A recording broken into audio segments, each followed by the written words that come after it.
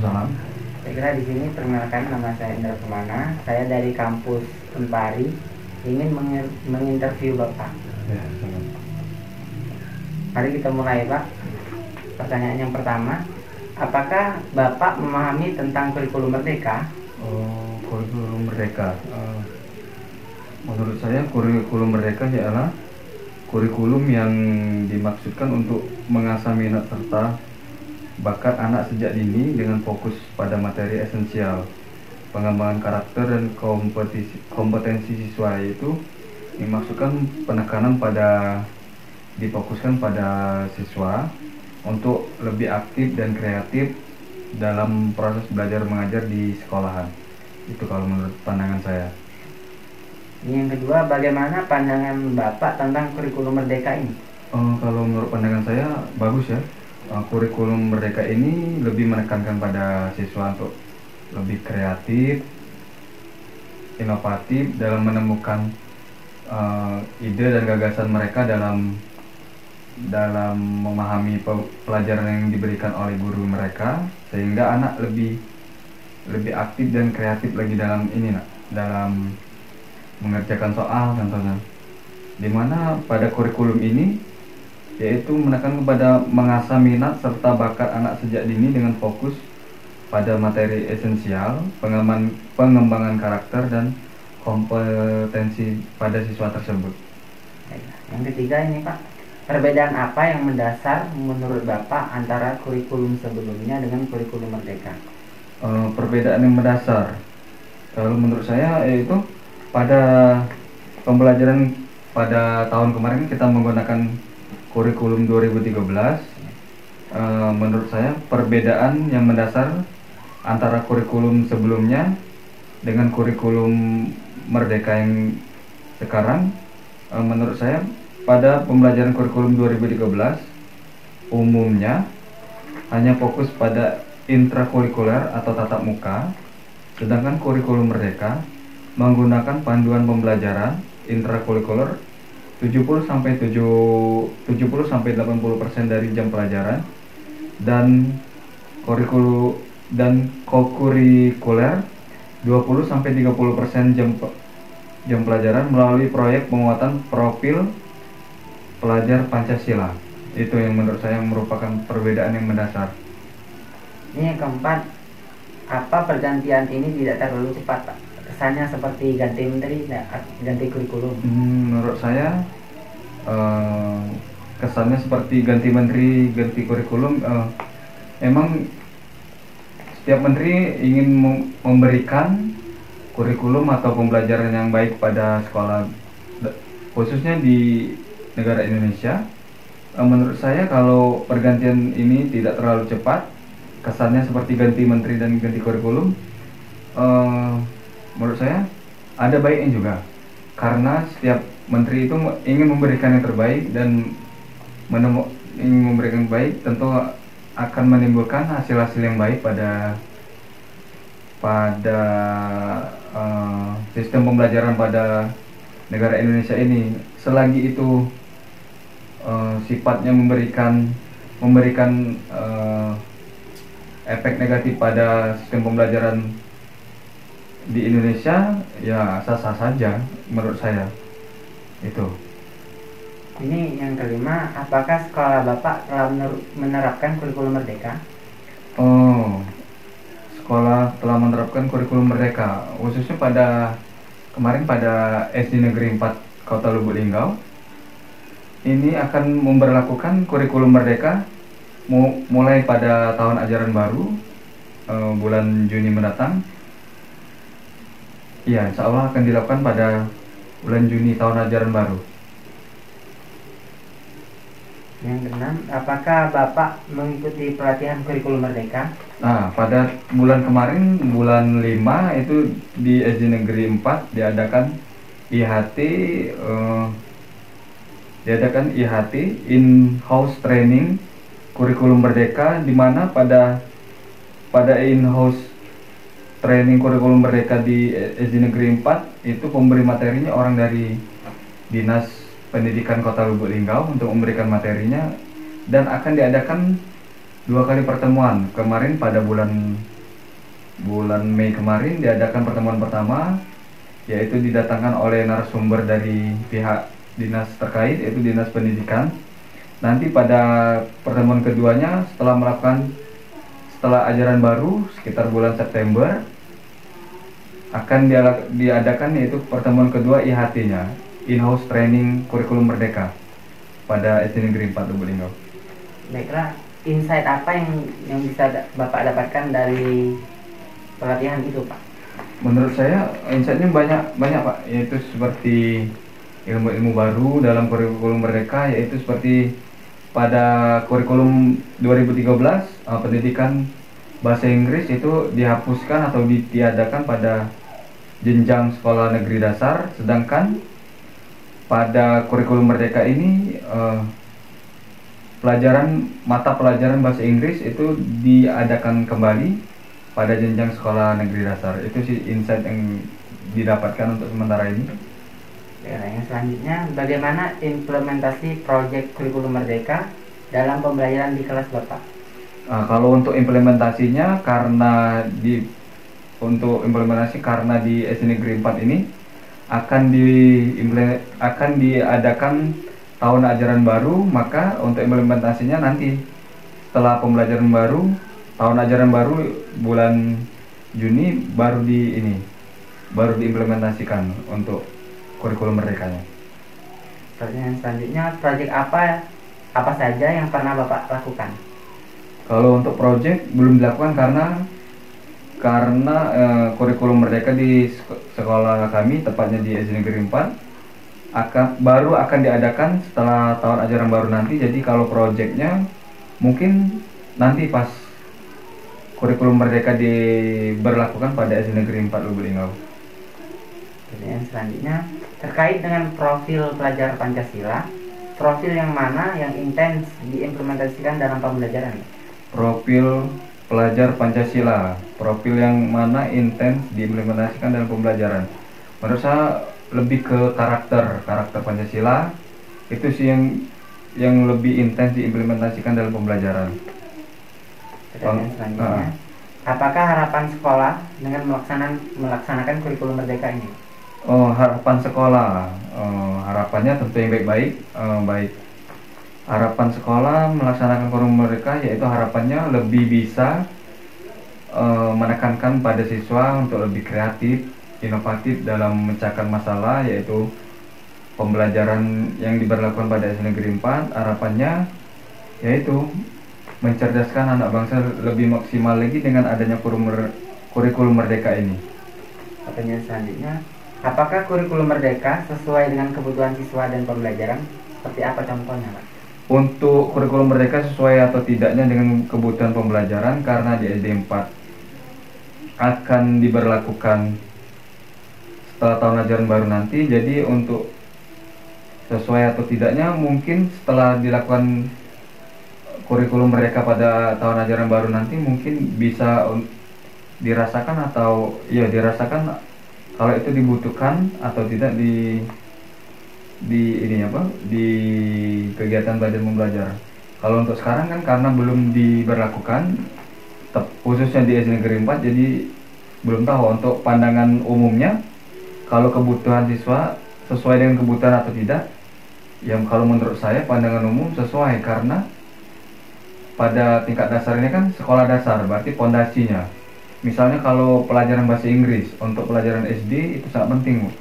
Contohnya kalau di SD tidak diberlakukan atau tidak diadakan mata pelajaran bahasa Inggris, nanti pas pada saat mereka menginjak sekolah pertama itu SMP, jadi mereka sama sekali tidak tahu. Nah, kalau diberlakukan kurikulum Merdeka ini kan sudah ada pelajaran bahasa Inggris, jadi pas mereka SMP mereka mulai memahami pelajaran bahasa Inggris karena sudah diberlakukan pada jenjang SD. Itu juga menurut saya butuh itu. Pertanyaan selanjutnya, bagaimana interaksi guru dengan siswa selama implementasi kurikulum? Kalau untuk interaksi guru nanti mungkin setelah pembelajaran nanti ya, untuk interaksi gurunya bisa dievaluasi dari mana kurangnya, terus apanya Kalau menurut pandangan umum interaksi guru dan siswa selama implementasi kurikulum Merdeka ini, kalau menurut saya interaksinya feedback, yaitu adanya timbal balik, dimana kita merangsang atau memberikan umpan pada siswa sehingga mereka untuk berpikir kreatif. Itu sih kalau interaksinya. Baiklah, selanjutnya Pak, apakah sebelum mengajar Bapak mengkaitkan CP, capaian pembelajaran, ATP atau alur tujuan pembelajaran, atau mengembangkan tujuan pembelajaran Pak? Kalau untuk sebelum mengajar, ya Pak, saya mengaitkan capaian pembelajaran, ATP atau mengembangkan tujuan pembelajaran, karena itu merupakan salah satu rangka di mana nanti saat kita mengajar kita tidak keluar dari jalurnya, karena sudah pada saat sebelum mengajar kita mengaitkan dengan capaian pembelajaran, ATP, dan mengembangkan tujuan pembelajaran. Jadi saat kita mengajar lebih terarah sehingga anak lebih bisa memahami apa yang kita sampaikan pada saat pembelajaran. Selanjutnya, apa yang Bapak ketahui tentang modul ajar dalam pandangan kurikulum Merdeka? Kalau diketahui tentang modul ajar dalam pandangan kurikulum Merdeka, mungkin nanti Pak, setelah saat kita mengadakan kurikulum Merdeka pada SD Negeri 4, kalau hasil dari IHT kemarin, secara umumnya modul ini merupakan perangkat, yaitu satu dari kesatuan kurikulum Merdeka Belajar. Ini Pak. Pertanyaan selanjutnya Pak, apakah Bapak membuat RPP K13 atau Bapak membuat modul sendiri? Untuk dalam perangkat pembelajaran, ya saya membuat RPP kurikulum 13 Pak, karena kurikulum Merdeka belum dilaksanakan pada SD kami. Pertanyaan selanjutnya, bagaimana Bapak memasukkan unsur literasi saintifik HOTS P5 keterampilan abad 21 di dalam modul yang Bapak buat? Karena saya hanya membuat RPP, jadi untuk modul belum Pak, untuk modul. Pertanyaan selanjutnya, apakah Bapak menemui hambatan dalam pembuatan modul dan bagaimana solusinya? Untuk pembuatan modul, karena belum melakukan, mungkin hambatannya ya bagaimana cara membuatnya, terus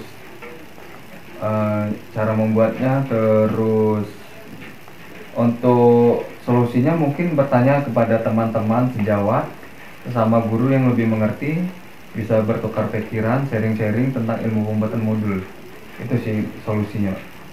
Pertanyaan selanjutnya Pak, apakah Bapak adalah seorang guru penggerak?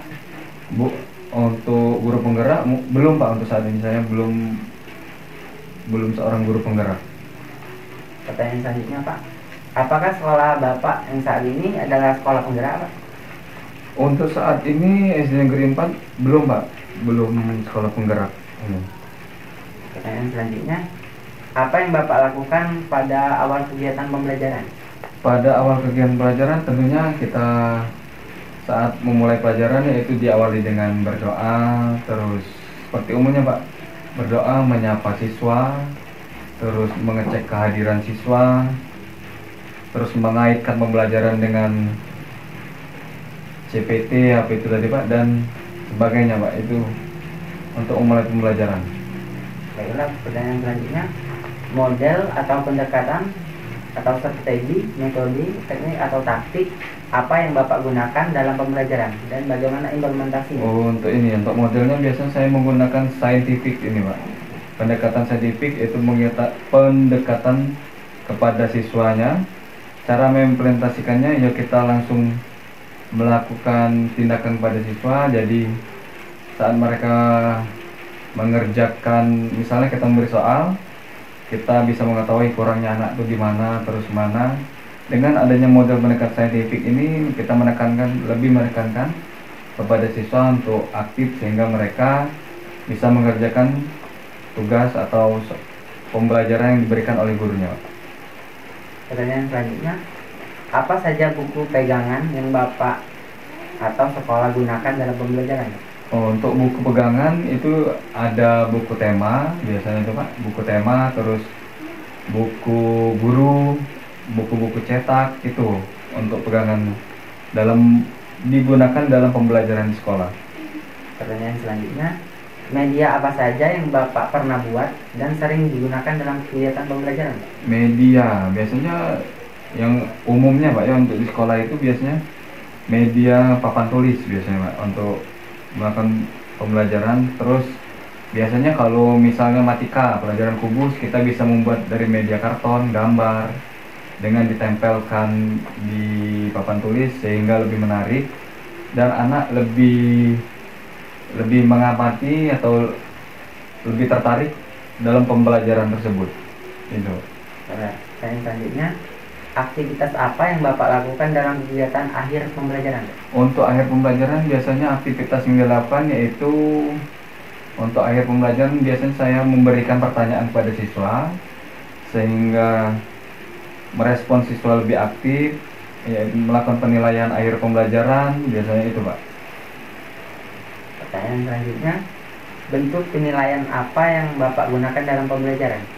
Bentuk penilaian itu ada penilaian sikap, terus penilaian tertulis Pak biasanya yang saya berikan pada siswa. Pertanyaan selanjutnya yaitu, apakah Bapak menemui hambatan dalam penilaian dan solusinya bagaimana? Untuk hambatan dalam penilaian mungkin ada Pak, misalnya kita memberikan tugas atau ulangan kepada siswa, terus nilainya belum mencapai ketuntasan KKM misalnya. Nah itu biasanya itu hambatan, salah satunya itu Pak, nilai anak belum tuntas. Terus solusinya untuk anak yang belum tuntas kita adakan remedial Pak. Setelah kita adakan remedial, terus biasanya siswa mencapai ketuntasan minimum KKM-nya.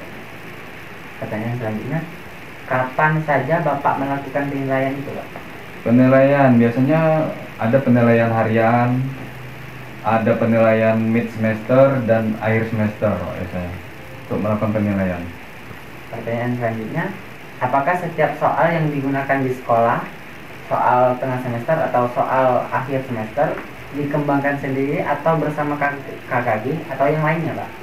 Biasanya untuk soal di sekolah itu kan dinaungi oleh KKG Pak. Biasanya untuk pembuatan soal itu dilakukan bersama anggota KKG sekolah tersebut biasanya Pak. Untuk di sekolah SD 4 soal-soal ini dikerjakan oleh KKG dan anggotanya. Baiklah, pertanyaan terakhir nih Pak, bagaimanakah proses pengembangan soal dalam asesmen? Nah untuk pengembangan soalnya ini tadi Pak, kan di sekolah itu ada KKG. Nah dalam KKG itu nanti proses pengembangan soalnya itu dalam ini yaitu dilakukan dalam KKG tersebut Pak, proses pengembangan soalnya. Ya itu Pak. Baiklah, yang terakhir Pak, ini saya meminta insight Bapak kepada saya sebagai calon guru SD ini Pak. Untuk Kata motivasi. untuk calon guru SD, apalagi ini kan saudara kan masih kuliah. Ya. Insightnya rajin-rajin belajar, terus rajin-rajin cintai jurusan Anda, misal PGSD, lakukan sepenuh hati agar dalam menimba ilmu nanti bisa melekat pada diri kita, sehingga kita bisa implementasikan setelah saat kita lulus kuliah, siapa tahu kan bisa jadi guru yang baik. Itu intinya, lakukan dengan hati dan semangat. Terima kasih Pak atas interviewnya Pak.